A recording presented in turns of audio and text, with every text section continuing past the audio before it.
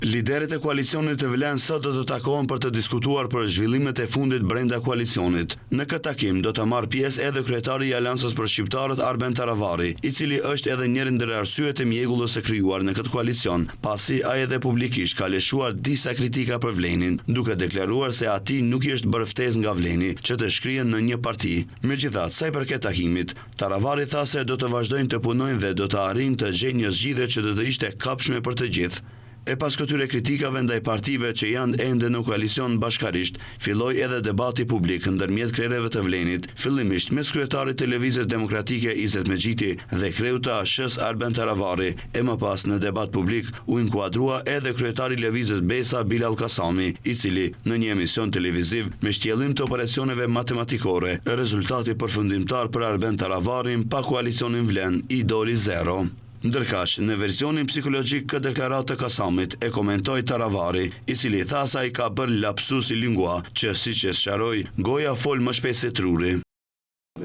Unë mendoj se ma shumë ishte lapsus lingue, kur goja folën më shpejt se sa truri që proceson, ashtu quhet në psikologji. Mendoj se nuk e kishte me qëllim të keq, ose thjesht e gaboj radhitjen e fjalëve në fjali, nuk mendoj se kishte prapavit keqe deklarata e zotrit Bilal Kasamit.